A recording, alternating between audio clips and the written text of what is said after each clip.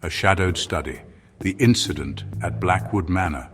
The very name Blackwood Manor conjures images of grandeur and mystery, a place where the past and present intertwine in a dance of shadows and light. The air hung heavy with the scent of aged mahogany and fear. It was a room that had seen many secrets, but none as dark as the one that now lay before Detective Blake. Detective Blake surveyed the scene, his trained eyes missing nothing. Every detail, every shadow, every whisper of the past seemed to call out to him, begging to be understood. Shadows clung to the corners of the opulent study, whispering secrets the dead man could no longer tell. The room seemed to pulse with a life of its own, as if it were a living, breathing entity. Rain lashed against the windows, mirroring the turmoil that had invaded the once peaceful Blackwood Manor. The storm outside was nothing compared to the storm brewing within these walls. A man lay sprawled on the Persian rug, a crimson stain blooming on his pristine white shirt. His lifeless eyes stared up at the ceiling, as if seeking answers that would never come. Charles Blackwood, a man of ruthless ambition and even greater wealth, was no more. His empire, built on secrets and lies, had crumbled in an instant. The security camera, a silent sentinel in the corner, offered only a tantalizing glimpse of the crime, a burst of static where the murder should have been. It was as if the very technology had conspired to keep the truth hidden. Blake's gaze swept across the room, landing on an object that seemed strangely out of place. It was a small detail, but in his experience, it was often the smallest details that held the key to the biggest mysteries. An antique silver-framed mirror stood on a pedestal, its surface catching the flickering firelight. The mirror seemed to hold a story of its own, a silent witness to the events that had unfolded. A shiver ran down Blake's spine. He had seen many things in his career, but there was something about this mirror that unsettled him deeply. It was as if the mirror itself held its breath, watching him with an unnerving intensity. The surface of the mirror seemed to ripple, as if it were a portal to another world. He couldn't shake off the feeling that it had witnessed everything. The mirror, with its silent, reflective surface, seemed to hold the answers to the questions that plagued him. But would it reveal its secrets, or keep them hidden forever?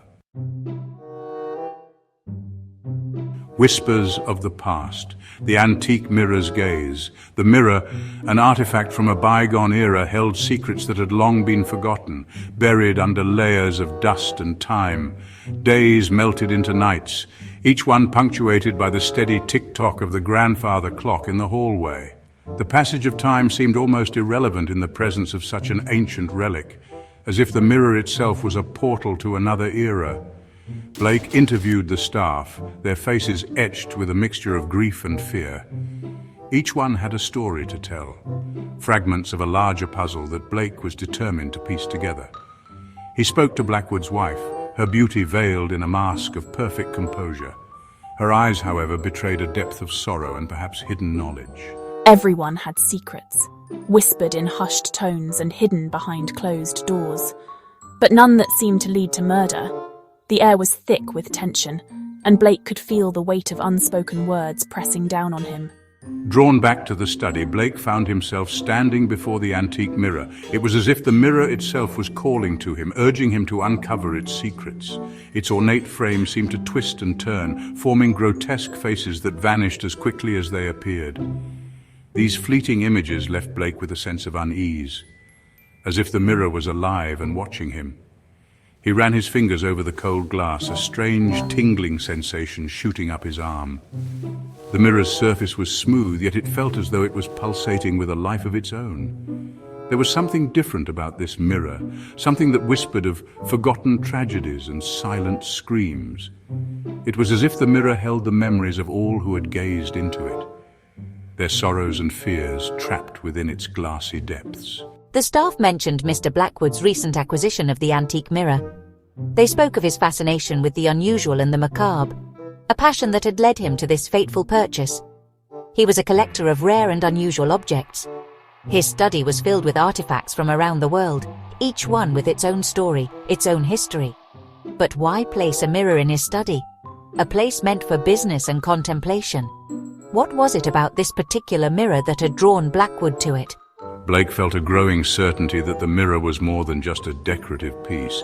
It was a key, a portal to understanding the events that had transpired, that the answer to this murder lay hidden within the depths of the antique mirror's glassy surface.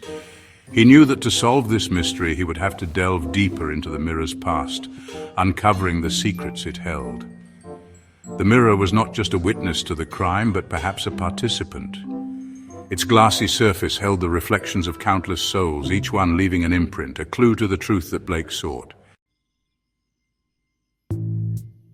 The mirror's testimony, a glimpse into murder. The forensic team had dusted the mirror for prints, finding a set that didn't match anyone in the house. They were baffled. Blake, however, felt a surge of grim satisfaction. The mirror wasn't just a witness, it was an accomplice. Late one night while the manor slept, Blake found himself drawn back to the study. He stood before the mirror, the flickering gaslight casting long dancing shadows around him. As he gazed into its depths, he felt a chill creep up his spine. The reflection staring back at him wavered, and then, like a scene emerging from a dream, he saw it. A shadowy figure, their features obscured by darkness, lunged at Charles Blackwood. The glint of a blade, the struggle, the sickening thud as Blackwood crumpled to the floor. It was all there, playing out in horrifying silence before his eyes. He noticed a detail, missed by everyone. A distinctive cufflink on the assailant's wrist, shaped like a serpent with emerald eyes. Driven by the mirror's ghostly revelation, Blake sought out an expert.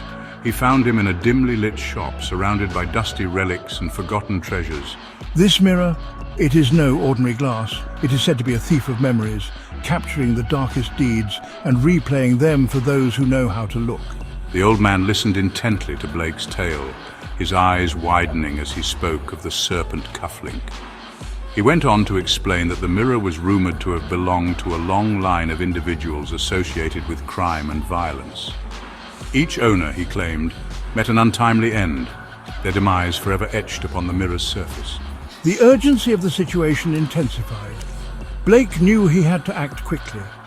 He arranged for the mirror to be transported to a secure facility at the police station, hoping to analyze it further and unlock its secrets. But someone else knew the mirror's true value, someone desperate to silence its silent testimony. The night was shattered by the piercing shriek of the alarm. Blake raced through the deserted corridors of the police station, his heart pounding in his chest. He burst into the evidence room, the scent of ozone and shattered glass stinging his nostrils. It was Edward, Blackwood's trusted business partner, his eyes wild with a mixture of fear and desperation. The mirror lay in pieces on the floor, its once reflective surface now a spiderweb of cracks. Standing over the wreckage, a figure turned, their face illuminated by the flashing red lights. A struggle ensued, the sound of breaking glass and heavy breathing echoing in the small room. Finally, Blake subdued Edward, the serpent cufflink glinting under the harsh fluorescent lights. He hadn't known the mirror would betray him, its shards reflecting his shattered innocence. Edward confessed, his words tumbling out in a torrent of guilt and fear. The case was closed. The courtroom, once filled with the murmurs of anxious spectators and the stern voices of justice, now stood silent. The gavel had fallen, and the judge's chair was empty, a testament to the finality of the verdict. Justice, albeit a chillingly unconventional kind, had been served. The scales of justice, though tipped unevenly, had found their balance in the shadows. The alleyways whispered secrets of a resolution that was both unsettling and inevitable. Yet as Blake stood before the shattered remains of the mirror, a profound sense of unease settled upon him. The room was dimly lit, casting eerie shadows that danced across the broken glass. His reflection, fragmented and distorted, seemed to mock him. The antique dealer's words echoed in his ears. "It captures the darkest deeds." Blake's mind raced, replaying the dealer's stern expression and the gravity of his words. The mirror was no ordinary artifact. It was a vessel of malevolence. He knelt down, picking up the largest shard. The cold, jagged edge of the glass sent a shiver down his spine.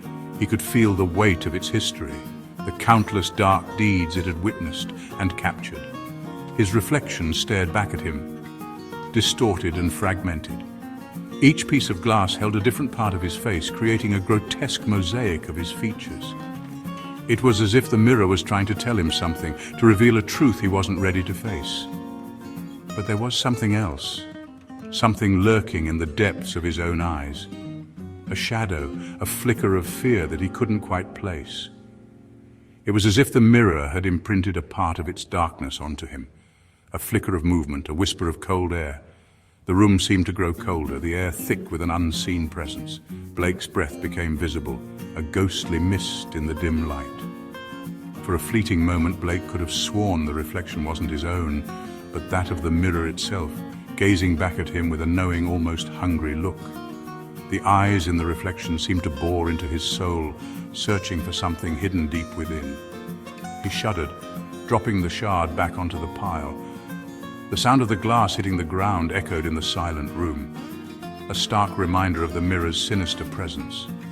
With a chilling finality, he ordered the remains of the mirror to be locked away, hidden from the world and its prying eyes. The box was sealed, the mirror covered and stored in a dark room, far from the reach of anyone who might be tempted by its dark allure. As he turned to leave, he couldn't shake off the feeling that he was not alone, that somewhere, buried deep within the shattered fragments of the mirror, a silent witness still watched, waiting for its next tale to unfold. The shadows seemed to whisper, promising that the mirror's dark legacy was far from over.